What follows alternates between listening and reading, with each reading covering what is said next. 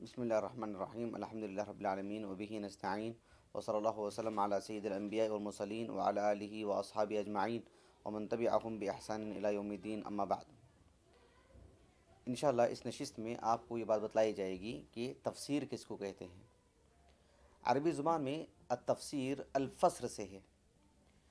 الفسر کے معنی آتے ہیں یعنی الکشف عن المغطى، جو چیز ڈھکی ہوئی ہے اس کو کھول دینا، اس سے پردے کو ہٹا دینا۔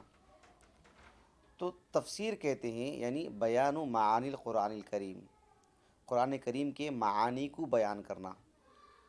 یہ اہل علم نے کہا کہ قرآن کے معانی کو جاننا، پڑھنا، پڑھانا ایک واجبی امر ہے۔ اللہ تعالیٰ نے قرآن مجید میں فرمایا کتاب انزلناہ الیک مبارک لیدبروا آیاتہ ولیتذکر اولو الالباب، یعنی قرآن مجید کو جو ہم نے آپ کی طرف نازل کیا ہے یہ مبارک کتاب ہے تاکہ اس کی آیتوں میں تدبر سے کام لیا جائے، تدبر کیا جائے اور عقل مند لوگ اس سے تذکیر اور اس سے نصیحت حاصل کریں۔ اللہ نے ایک اور مقام پر فرمایا سورہ محمد میں افلا یتدبرون القرآن ام علی قلوب اقفالها، یعنی یہ لوگ قرآن مجید میں تدبر کیوں نہیں کرتے ہیں، یا ان کے دلوں پہ تالے لگے ہوئے ہیں۔ تو قرآن مجید پہ تدبر کرنا یہ ایک فریضہ ہے، واجب امر ہے۔ اس کے بغیر صرف قرآن کو پڑھنا کوئی مقصود نہیں ہوتا ہے۔ تو اس تعلق سے قرآن مجید کی تفسیر ہونی چاہیے، اور جب تک آدمی اس کے معنی کو نہیں لیتا، اس سے نصیحت حاصل نہیں کرتا اور اس سے مستفید نہیں ہوتا ہے تو اس کا کوئی حاصل نہیں ہے، بلکہ قرآن مجید نے ایسے لوگوں پر ڈانٹ پلائی ہے، ایسے لوگوں کو برا بلا کہا ہے جو صرف قرآن مجید کو پڑھتے ہیں لیکن اس کے معنی مفہوم کو نہیں جانتے ہیں۔ ابو سلمہ ابو عبد الرحمن السلمی وہ کہتے ہیں کہ عثمان بن عفان، عبداللہ بن مسعود رضی اللہ عنہما وغیرہ سے متعلق یہ بات ہمیں ملتی ہے کہ وہ لوگ جب نبی کریم صلی اللہ علیہ وسلم سے قرآن سیکھتے تھے تو 10 آیتیں سیکھتے تھے، اور 10 آیتیں سیکھنے سے اکتفا نہیں کرتے تھے بلکہ 10 آیتیں پڑھنا سیکھتے، اس کا معنی مفہوم جانتے، اس کی اندرونی ساری باتیں معلوم کرتے، اس پر عمل کرتے، پھر مزید 10 آیتیں سیکھنے کے لیے بیٹھتے۔ یہ ان کا عمل تھا۔ عبداللہ بن عمر بن خطاب رضی اللہ عنہ نے سورۃ البقرہ کو تقریباً 8 سال لگایا اس کو پڑھنے کے لیے۔ مادری زبان عربی زبان تھی ان کی، لیکن اس کے اندر کی گہرائی، اس کا معنی مفہوم، اس کی تفسیر، اس کی توضیح وغیرہ کے لیے وقت لگایا کافی۔ اس اعتبار سے یہ بہت اہم چیز ہے کہ قرآن مجید کی تفسیر کو معلوم کرنا چاہیے۔ شیخ الاسلام ابن تیمیہ رحمہ اللہ کہتے ہیں کہ عادتاً یہ بات معقول ہے، سب جانتے ہیں کہ کوئی بھی آدمی کوئی بھی فن سیکھنا چاہتا ہو، ظاہر بات ہے اسے طب سیکھنا ہو، ڈاکٹری پڑھنی ہو، اسے اسے جو ہے ایک ریاضی کا ماہر بننا ہے، حساب کتاب کا ماہر بننا ہے، کسی بھی اس کو فن کو اس کو پڑھنا ہے، تو پھر ظاہر بات ہے اس فن پر لکھی ہوئی کتاب کو وہ یوں ہی پڑھ لے بغیر کسی فہم کے، کوئی حاصل ہونے والا نہیں۔ یہ عادتاً یہی بات ہے، معقول بات، بغیر کسی فہم کے، بغیر کسی سمجھ کے وہ کسی بھی فن کی کتاب کو پڑھ لے تو اس فن کا ماہر وہ کبھی نہیں بن سکتا۔ کوئی ڈاکٹر بننا چاہتا ہے، ڈاکٹری سے متعلق لکھی ہوئی کتابیں پوری پڑھ لی ہیں لیکن اس میں ٹھہر ٹھہر کے سمجھا نہیں ہے، پڑھا نہیں ہے، جانا نہیں ہے، وہ ایک اچھا ڈاکٹر کبھی نہیں بن سکتا۔ تو اللہ نے جو کتاب ہمارے نام پر بھیجی ہے، ہم پر نازل کی ہے، اس کتاب کے معنی مفہوم کو جانے بغیر ہم پڑھیں، یہ اس کے لیے کبھی بھی فائدے کی چیز نہیں ہوگی۔ اسی لیے علماء کہتے ہیں اہل علم پر یہ چیز واجب ہے کہ وہ لوگوں کے سامنے صرف قرآن پڑھ کے نہ سنائیں بلکہ قرآن کی تفسیر بھی کریں، یہ اہل علم پر واجب ہے، بول کر کے بھی، لکھ کر کے بھی۔ اللہ تعالیٰ نے قرآن مجید میں یہاں تک کہ عہد لیا علماء سے، وَإِذْ أَخَذَ اللَّهُ مِيثَاقَ الَّذِينَ أُوتُوا الْكِتَابَ لَتُبَيِّنُنَّهُ وَلَا تَكْتُمُونَهُ، اللہ تعالیٰ نے علماء سے میثاق لیا، عہد لیا، اللہ سبحانہ و تعالیٰ نے ان سے وعدہ لیا، انہیں اس بات کا پابند بنایا کہ وہ قرآن کو پڑھ کر کے سنائیں، اس کی تفسیر بھی بتلائیں، اس کی وضاحتی بیان بھی دیں۔ اگر کوئی عالم دین صرف قرآن پڑھانے پر اکتفا کرتا ہے، گویا کہ اس نے اس ذمہ داری کو نبھانے میں تقصیر کی ہے۔ تفسیر سے متعلق ایک بات آپ کو میں بتلا دوں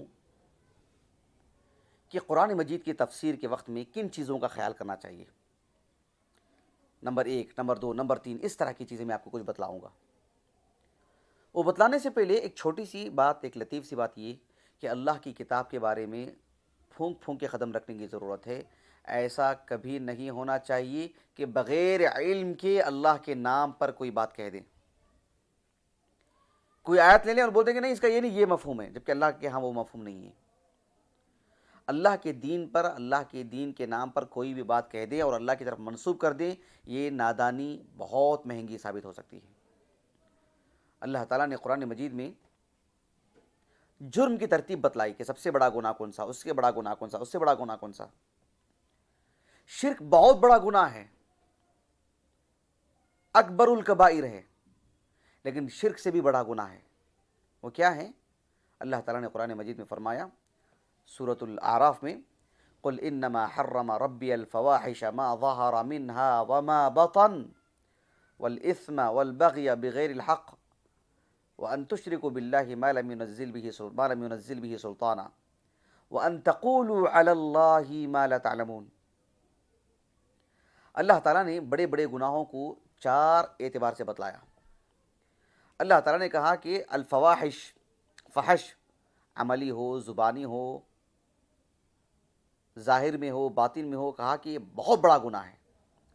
لیکن نمبر 1 نیچے کے اعتبار سے، اس سے بڑا گناہ والاثم والبغی بغیر الحق، گناہ کا کام کرنا، کسی کے ساتھ زیادتی کرنا، کسی کی عزت کے ساتھ، کسی کے مال کے ساتھ، کسی کی جان کے ساتھ غلط راستہ اختیار کرنا، یہ عظیم گناہ ہے، لیکن اس کے بعد کا بیان کیا گیا۔ تیسرے نمبر پر کہا گیا وَأَن تُشْرِكُوا بِاللَّهِ مَا لَمْ يُنَزِّلْ بِهِ سُلْطَانًا، شرک کے لیے اللہ نے کوئی دلیل نہیں اتاری اور کوئی شرک کرتا ہے تو وہ ان کے مقابلے میں نمبر 3 والا گناہ ہے، یعنی نیچے سے اوپر جاتے ہوئے۔ اور شرک سے بڑا گناہ کون سا ہے؟ وَأَن تَقُولُوا عَلَى اللَّهِ مَا لَا تَعْلَمُونَ، یہ 4تھے نمبر کا گناہ ہے، یعنی نیچے سے ترتیب کے اعتبار سے۔ سب سے پہلے ہلکا گناہ، اس کے بعد شرک، اس کے تیسرے نمبر پر شرک، اور چوتھے نمبر پر ہیں اللہ کے دین کے نام پر بغیر علم کے گفتگو کرنا۔ تو تفسیر یہ بہت ہی نازک کام ہے، بڑی ذمہ داری کا کام ہے۔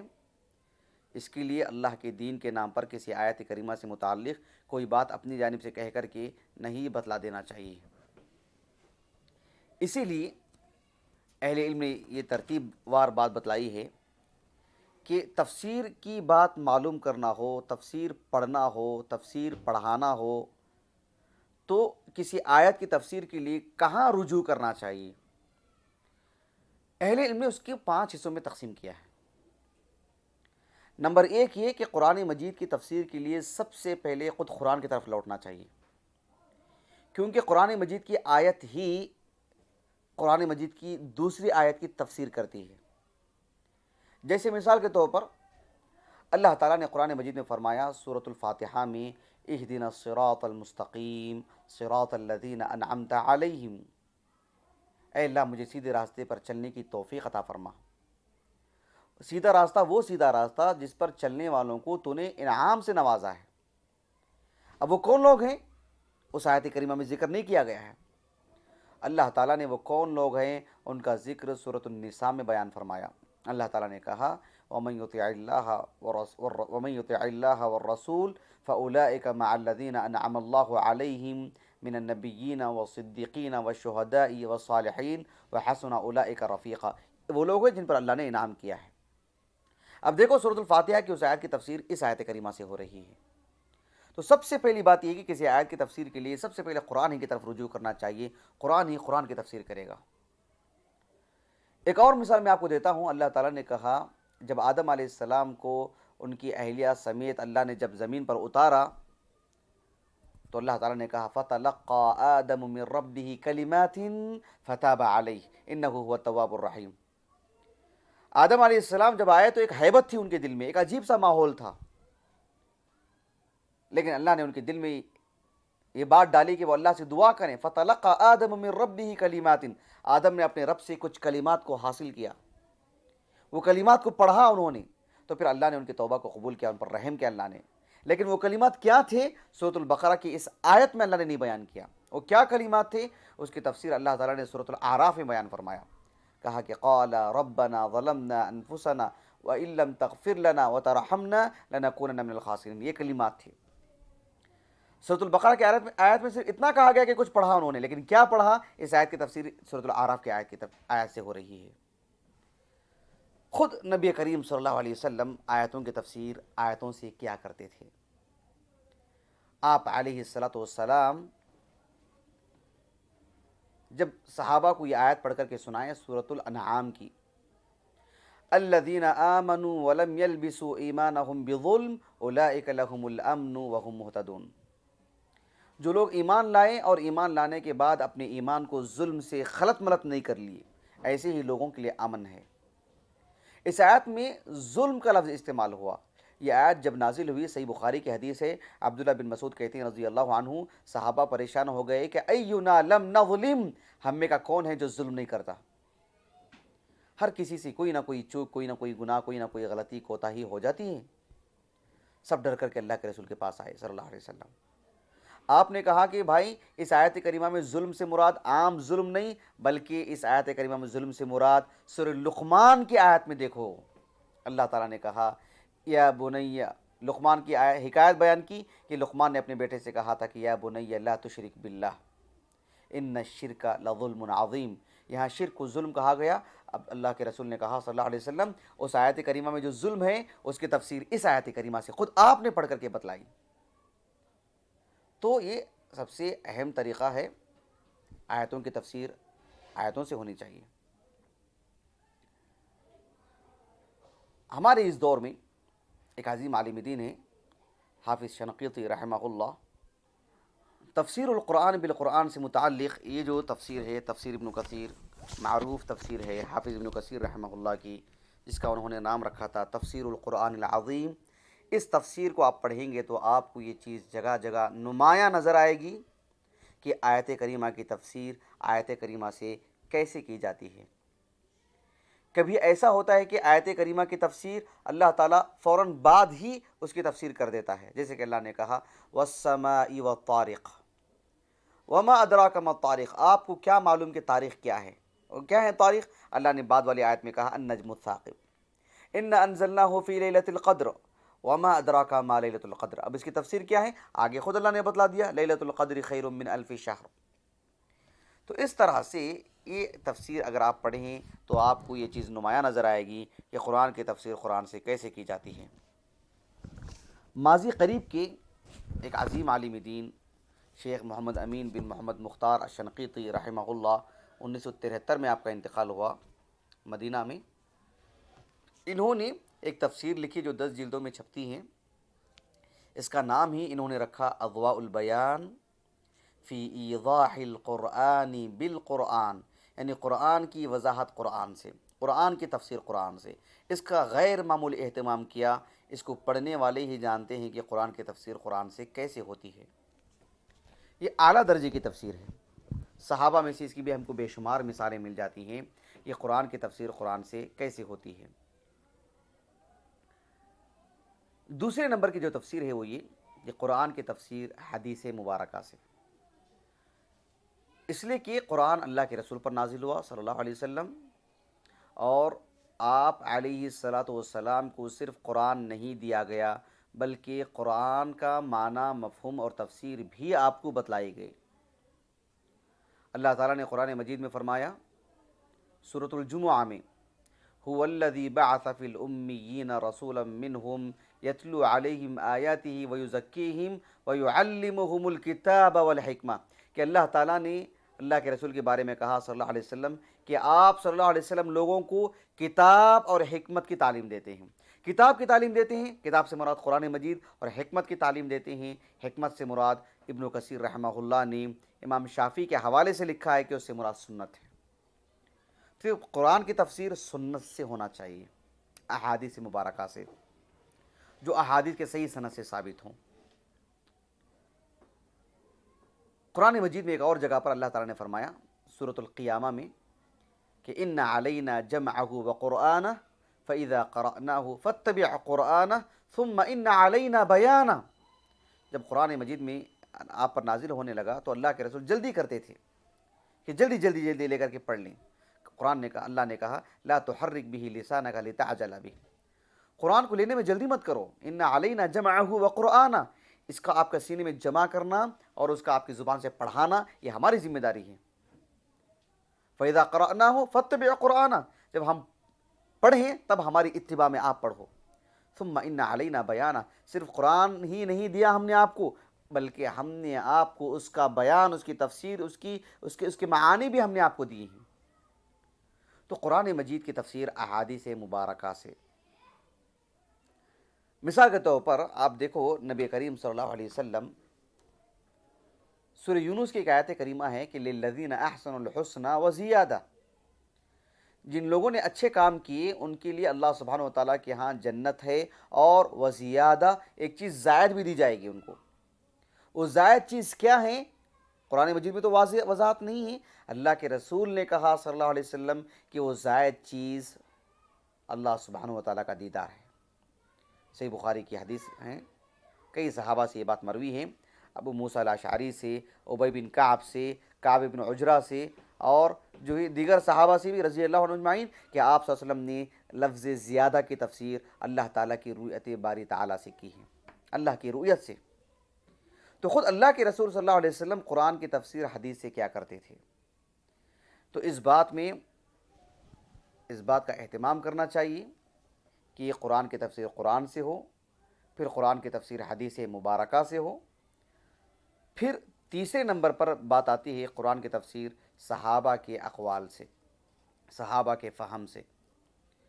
ایک ہوتا ہے قرآن کی تفسیر قرآن کی آیتوں سے، قرآن میں کوئی بات ہو اس کی مزید تفسیر احادیث مبارکہ میں ملتی ہے۔ صحیح بخاری کی ایک حدیث ہے کہ عبداللہ بن مسعود رضی اللہ عنہ ایک مرتبہ خطبہ دے رہے تھے اور کہا کہ اللہ کے رسول صلی اللہ علیہ وسلم نے ایسی عورتوں پر لعنت بھیجے ہیں جو عورتوں کے اپنے بال میں کچھ زائد مصنوعی بناوٹی بال لگا لیتے ہیں۔ اس عورت کا نام تھا ام یعقوب۔ وہ عورت آئی اور آ کر کے عبداللہ بن مسعود سے کہا کہ میں پورا قرآن پڑھ چکی ہوں، یہ آیت کریمہ تو کبھی میں نے نہیں پڑھی، کبھی سنا نہیں میں نے۔ عبداللہ بن مسعود نے کہا رضی اللہ عنہ، کیا تم نے نہیں پڑھا قرآن میں؟ سورۃ الحشر میں ہے وَمَا آتَاكُمُ الرَّسُولُ فَخُذُوهُ وَمَا نَهَاكُمْ عَنْهُ فَانْتَهُوا، رسول جو کچھ تمہیں دیں لے لیں۔ یا تم نے پڑھا نہیں اس کو؟ کہا کہ اس کو تو پڑھا ہوں میں، ہاں یہی تو رسول دے رہے ہیں، لے لو، رسول ہی کی حدیث بیان کر رہا ہوں میں۔ تو قرآن کی تفسیر احادیث مبارکہ سے۔ اللہ تعالیٰ نے قرآن مجید اللہ کے رسول پر نازل کیا تو سب سے زیادہ اللہ کے رسول ہی اس کو سمجھتے ہیں قرآن مجید کو۔ ساتھ میں اللہ کے رسول صلی اللہ علیہ وسلم پر جیسے قرآن نازل ہوتا رہا، آپ نے کس کو سمجھایا، کس کو بتلایا آپ نے؟ کون سوال کرتے تو ان کے سوال کے جواب میں آیتیں نازل ہوتی، وہی تو صحابہ تھے۔ کوئی حادثہ پیش آ گیا ہوتا، اس کے جواب میں آیتیں نازل ہوتی، تو اس پس منظر میں جو آیتیں نازل ہوئی ہیں وہ واقعہ ہوا کس کے ساتھ؟ انہی کے ساتھ، صحابہ کے ساتھ۔ یہ کسی اور کے ساتھ ہو؟ صحابہ کا دور میں ہوا ہے یہ۔ صحابہ جانتے تھے کہ کون سی آیتیں کب نازل ہوئیں، دن میں کون سی، رات میں کون سی، سفر میں کون سی، حضر میں کون سی، آپ صلی اللہ علیہ وسلم بیٹھے ہوئے تھے تو کون سی، لیٹے ہوئے تھے تو کون سی، حتیٰ کہ اللہ کے رسول جب بستر پر تھے تو اس وقت کون سی آیتیں نازل ہوئی، جب آپ باہر آ گئے تھے تو کون سی آیتیں نازل ہوئیں۔ یہ جو کتاب آپ دیکھ رہے ہیں الاتقان فی علوم القرآن، اس میں حافظ جلال الدین السیوطی رحمہ اللہ نے اتنی تفصیل سے بیان کیا ہے کہ کون سی آیتیں کس وقت میں کس اعتبار سے نازل ہوئی، بڑی تفصیل کے ساتھ۔ تو اتنی تفصیل کے ساتھ جاننے والے صحابہ، ان کا فہم سب سے زیادہ اہم رول ادا کرتا ہے قرآن مجید کی تفسیر میں، بالخصوص ان میں سے بھی وہ لوگ جنہوں نے تفسیر میں زیادہ مہارت حاصل کی، یا جن کے لیے اللہ تعالیٰ نے اللہ کے رسول نے دعا کی صلی اللہ علیہ وسلم۔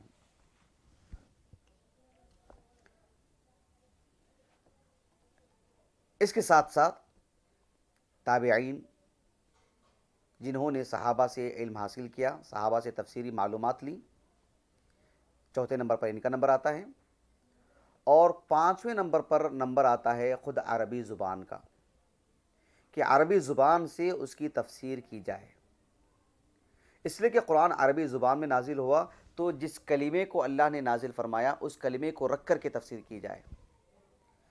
دھیان رکھیے گا کہ صرف عربی زبان سیکھ لے کر قرآن کی تفسیر کرنا یہ بہت بڑی نادانی ہے۔ صرف عربی زبان کافی نہیں ہے قرآن کی تفسیر کے لیے۔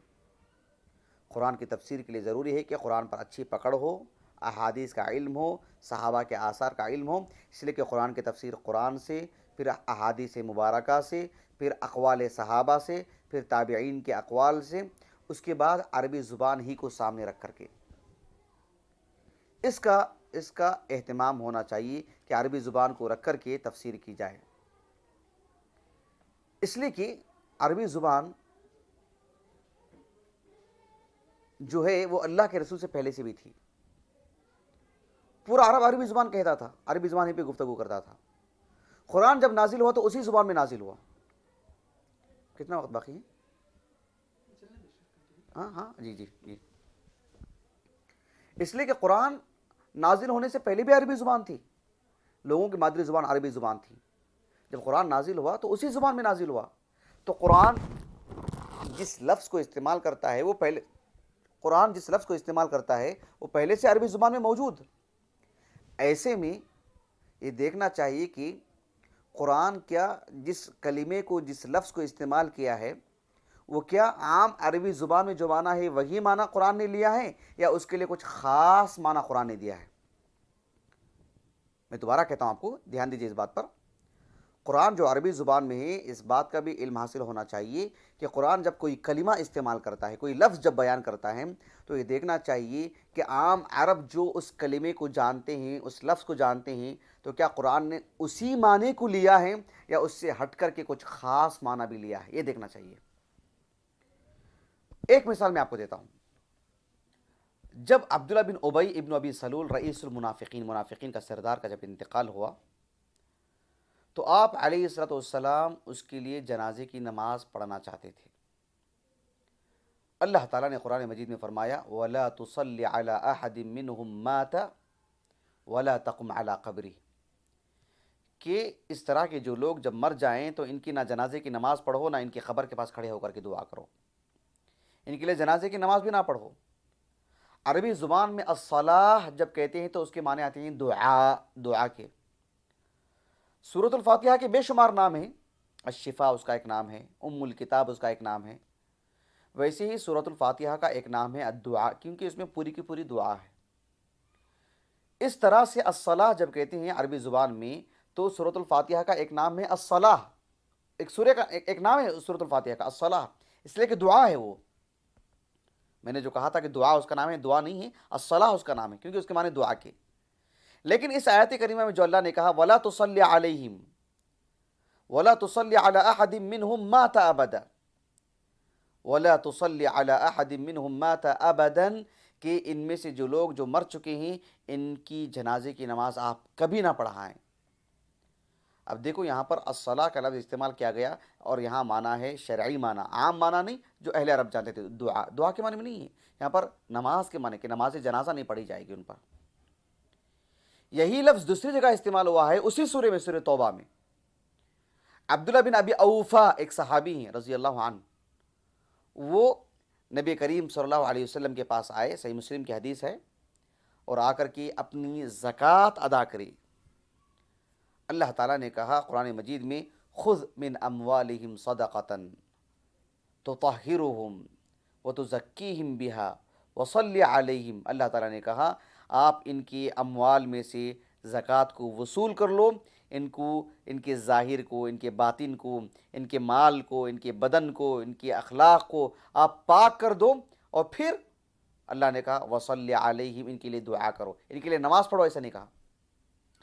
وہاں پر بھی وَلَا تُصَلِّ عَلَىٰ أَحَدٍ مِّنْهُمْ ہے، وہاں پر نماز مراد ہے اور یہاں پر وصلی علیہم دعا مراد ہے، اس لیے کہ عبداللہ بن ابی اوفا نے کہا اللہ کے رسول نے میرے لیے دعا کی صلی اللہ علیہ وسلم۔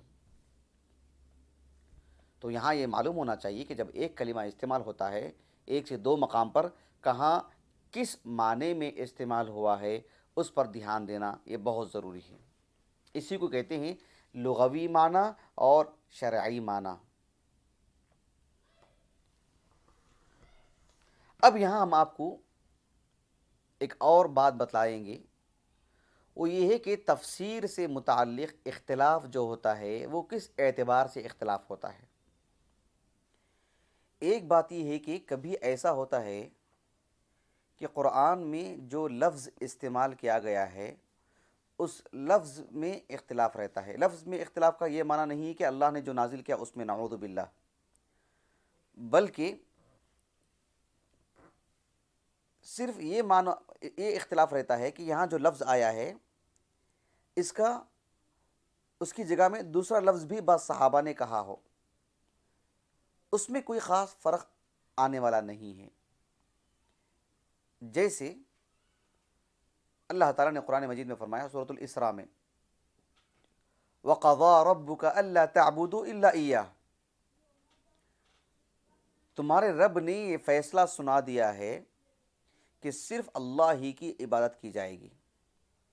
اب یہاں پر لفظ آیا قضا، قضا کا معنی کیا ہے؟ اس لفظ کی جگہ میں دیگر الفاظ کہے گئے ہیں۔ بعض نے کہا امرا، کہ امرا ربک الا تعبدوا الا ایہ۔ کچھ صحابہ سے یہ بھی ملتا ہے، جسے امام مجاہد رحمہ اللہ تابعی ہیں، ان کے حوالے سے ملتا ہے کہ وصا، اللہ تعالیٰ نے وصیت کی، یوصیکم اللہ فی اولادکم۔ اس کی جگہ میں کبھی ایک لفظ یہ بتلایا گیا کہ اعلم، یعنی اللہ سبحانہ و تعالیٰ نے یہ خبر دی، آگاہ کیا اللہ تعالیٰ نے، حکم، حکم دیا اللہ تعالیٰ نے۔ تو قضا کی جگہ میں یہ سارے الفاظ کہے گئے ہیں، لیکن اس کا کوئی خاص اثر پڑنے والا نہیں ہے، اور یہ اس درجے کا اختلاف نہیں ہے جس اختلاف کا کوئی اثر اس میں براہ راست پڑ رہا ہے۔ یہ ایک صورت رہی۔ ایک اور صورت یہ ہے کہ کبھی ایسا ہوتا ہے کہ اس کے لفظ میں نہیں بلکہ اس کے معنی میں اختلاف رہتا ہے، لیکن وہ اختلاف بھی ایسا ہوتا ہے جو اپنے اندر کوئی اثر نہیں رکھتا۔ مثال کے طور پر اللہ تعالیٰ نے سورۃ الاعراف میں بیان فرمایا وَاتْلُ عَلَيْهِمْ نَبَأَ الَّذِي آتَيْنَاهُ آيَاتِنَا فَانْسَلَخَ مِنْهَا فَأَتْبَعَهُ الشَّيْطَانُ فَكَانَ مِنَ الْغَاوِينَ۔ اللہ تعالیٰ نے رسول اللہ صلی اللہ علیہ وسلم سے کہا کہ اے اللہ کے رسول، آپ اس شخص کے بارے میں لوگوں کو پڑھ کر کے سنائیے، اس شخص کے واقعے کو پڑھ کر کے سنائیے کہ ہم نے اسے علم عطا کیا تھا، ہم نے ہماری آیتیں اس کو دی تھیں، لیکن اس نے اس سے بالکل دوری اختیار کر لی، اس علم سے دوری اختیار کر لی، تو پھر شیطان اس پر حاوی ہو گیا، شیطان نے اس آدمی کا پیچھا کیا اور وہ گمراہ لوگوں میں سے ہو گیا۔ اب وہ شخص کون ہے؟ ابن مسعود رضی اللہ عنہ کہتے ہیں کہ وہ بنی اسرائیل میں سے ایک شخص تھا۔ عبداللہ بن عباس کہتے ہیں رضی اللہ عنہما کہ وہ یمن کا ایک شخص تھا، اور اسی طرح سے یہ بھی کہا جاتا ہے کہ وہ یعنی اردن یعنی بلقا جو ملک شام کا جنوبی حصہ ہے وہاں کا رہنے والا تھا۔ آیت کریمہ کی اس تعیین میں اختلاف ہوا کہ وہ شخص ہے کہاں کا۔ اب دیکھیے، وہ شخص کہیں کا بھی رہنے دیجیے، کوئی فرق پڑنے والا نہیں، وہ یمن کا بھی ہو سکتا ہے، وہ بنی اسرائیل میں سے بھی ہو، وہ کہیں کا بھی رہنے دیں۔ اصل چیز جو واقعے میں بات بتلائی گئی ہے وہ اصل چیز ہے۔ تو یہ ایسا اختلاف ہے معنی کے اعتبار سے جو اپنے اندر کوئی اثر نہیں رکھتا ہے، کبھی لفظ کے اعتبار سے کبھی معنی کے اعتبار سے۔ جو دو مثالیں آپ کے سامنے رکھی گئی ہیں یہ ایسا اختلاف ہے جس کے اندر کوئی اثر نہیں، کوئی تاثیر نہیں، اور یہ اختلاف نہیں کہلائے گا۔ لیکن ایک تیسرا اختلاف ہے، وہ یہ ہے کہ آیت کریمہ کے معنی مفہوم میں ایک بات بیان کی گئی ہو، ساتھ میں ایک اور بات بھی بیان کی گئی ہو، اور دونوں میں ٹکراؤ ہو۔ اب وہاں دیکھا جائے گا کہ کس بات کو لیا جائے گا، اور اس میں سے جو بات سب سے زیادہ صحیح ہوگی قرآن کے مفہوم کے اعتبار سے، احادیث رسول کے اعتبار سے، فہم صحابہ کے اعتبار سے، عربی زبان کے اعتبار سے، اور کنہوں نے کتنے زیادہ علماء نے اس کو بیان کیا، اس کو دیکھا جائے گا اور اس کو راجح قرار دیا جائے گا۔ اس کے لیے ایک مثال اللہ تعالیٰ نے قرآن مجید میں فرمایا सूरत अल-बक़रा में मारूफ आयत करीमा है कि इन्नमा हर्रम अलैकुमुल मैतत वद्दम वलहमल खिंज़ीर वमा उहिल्ल बिही लिगैरिल्लाह, कि अल्लाह सुब्हानहु व तआला ने तुम पर मुर्दार को हराम करार दिया, अल्लाह ने खून को हराम करार दिया, सूअर के गोश्त को अल्लाह ने हराम करार दिया, और जो भी गैरुल्लाह के नाम पर है अल्लाह ने उन सब चीज़ों को खाने से मना किया है, वो भी हराम है। हाँ, फमन इज़्तुर्रा, अगर कोई मजबूर हो जाए तो उसके लिए जायज़ है, लेकिन दो चीज़ों का ख्याल करना पड़ेगा। गैर बागिन, ख्वाहिश करते हुए खाना नहीं चाहिए।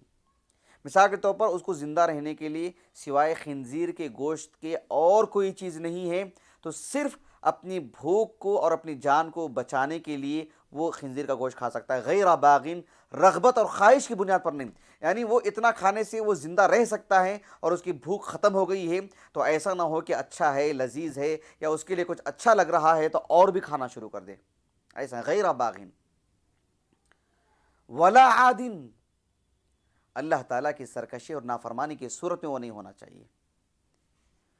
अब ये जो दो चीज़ें हैं, इसको रख कर के अब्दुल्लाह बिन अब्बास रज़ी अल्लाह अन्हुमा कहते हैं कि अल्लाह ताला ने कहा कि गैर बागिन फिल मैता, मुर्दार खाने के सिलसिले में उसके दिल में ख्वाहिश वाली बात ना हो, वला आदिन फ़ी अक्लिही, और उसके खाने में वो हद से ज़्यादा तजावुज़ ना कर जाए, हद से ज़्यादा तजावुज़ ना कर जाए।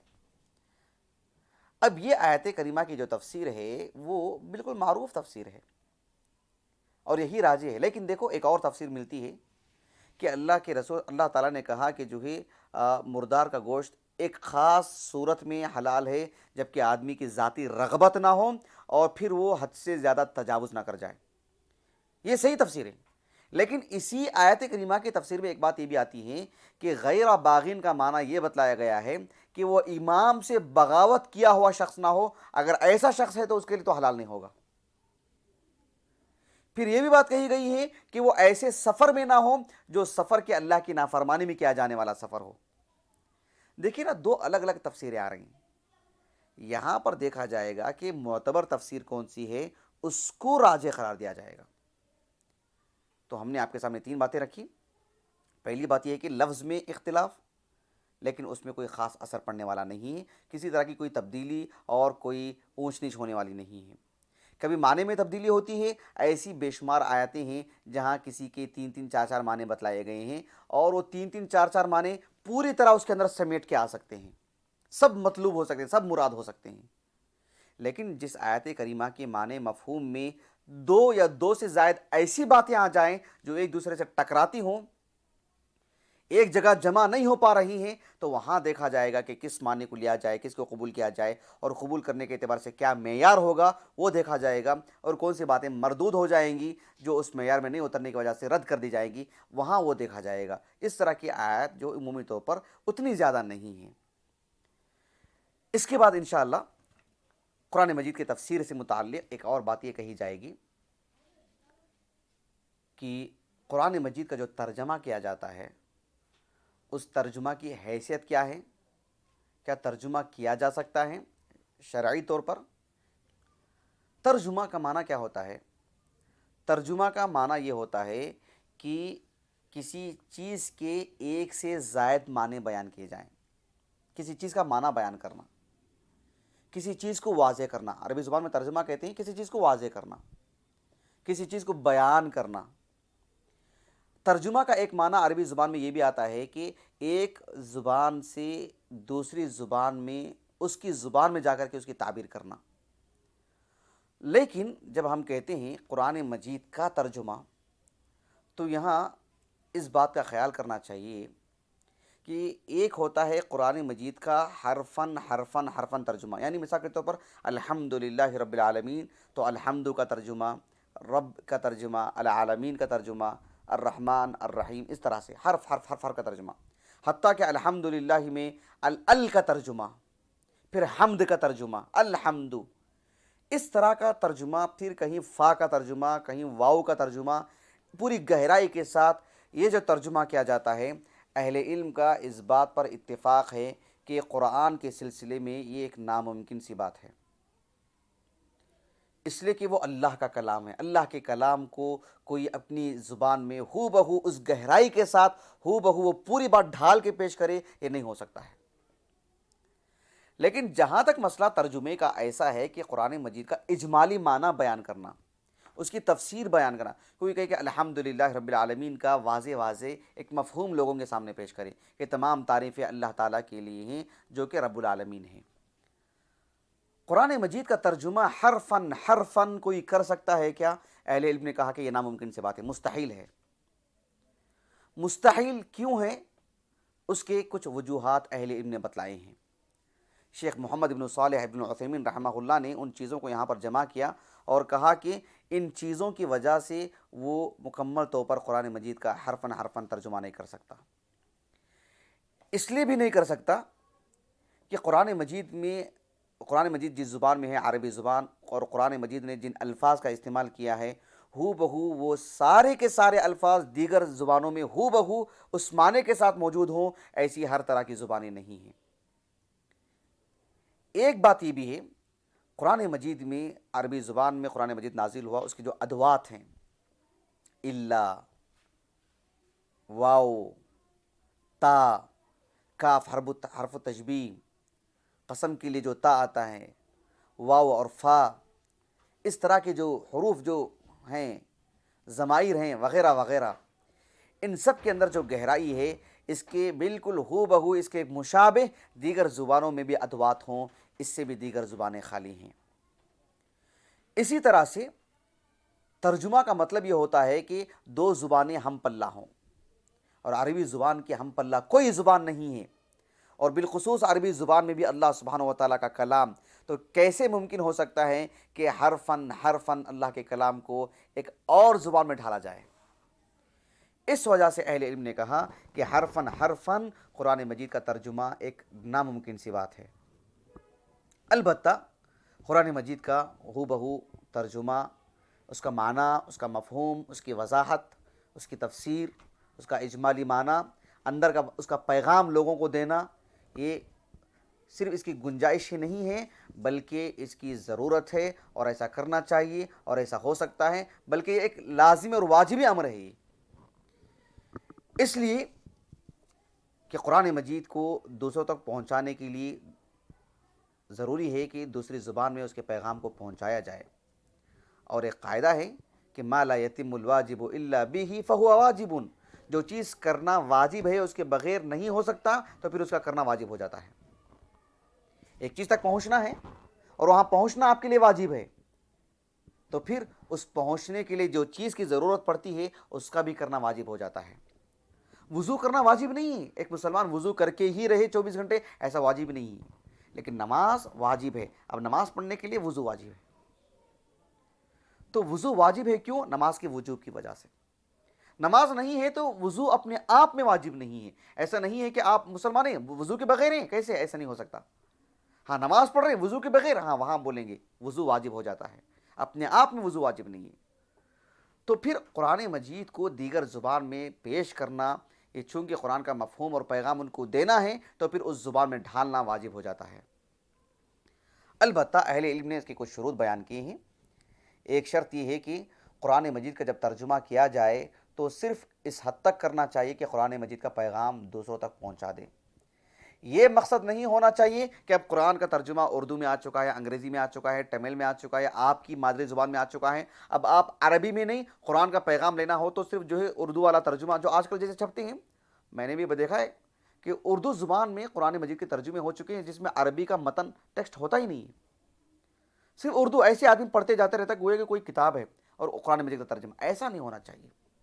اہل علم نے شرط لگا دی کہ قرآن کا بدیل نہیں ہونا چاہیے، کہ قرآن کے جگہ میں آپ اس زبان کو لا کے رکھ دیں اور آدمی صرف انگریزی میں ترجمہ پڑھتے ہوئے چلا جائے، جیسے بعض لوگ بولتے ہیں کہ میں انگریزی میں پڑھ لیتا ہوں۔ نہیں نہیں نہیں، نعوذ باللہ، عربی زبان ہی میں پڑھنا چاہیے، بس معنی مفہوم جاننے کے لیے اس زبان کو پڑھنا چاہیے۔ جیسے قرآن کو عربی زبان میں لے کے بیٹھتے ہیں ویسے صرف ترجمہ لے کے بیٹھ جائیں، ترجمہ پڑھتے ہوئے چلے جائیں، ایسا نہیں ہونا چاہیے۔ قرآن کو پڑھنا چاہیے، ہاں اس میں کیا لکھا ہے معنی جاننے کے لیے اس کا ترجمہ پڑھنا چاہیے۔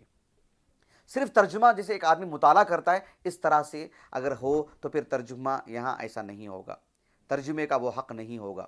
قرآن سے دور کرنے والی بات ہو تو پھر ایسا ترجمہ اس کے لیے کسی طور پر بھی کام آنے والی بات نہیں ہوگی۔ دوسری شرط یہ بات لگائی اہل علم نے کہ قرآن مجید کو جب ترجمہ کیا جاتا ہے تو ایسا آدمی کرے جو عربی زبان کا ماہر ہو، لفظ لفظ کو جانتا ہو، عربی زبان کی گہرائی سے واقف ہو، اس کی تراکیب سے واقف ہو، اس کی ضروریات سے واقف ہو، وہ آدمی ترجمہ کرے۔ اور پھر ترجمہ کرنے کے لیے یہ بھی ضروری ہے کہ وہ قرآن مجید کے الفاظ کے عالم ہونے کے ساتھ ساتھ جس زبان میں ترجمہ کرنے جا رہا ہے اس سے بھی واقف ہو، اور عربی زبان سے اتنی واقفیت ہو کہ قرآن کا پیغام اس کی نزاکت کو باقی رکھتے ہوئے اس زبان میں لائیں۔ کہیں ایسا نہ ہو کہ اس زبان میں الفاظ کی کمی کی وجہ سے کچھ ایسی جگہ ترجمہ کر دے جس سے آدمی دوسرا ہی معنی لے لے جو قرآن کچھ اور کہنا چاہتا ہے۔ ایسا نہیں ہونا چاہیے۔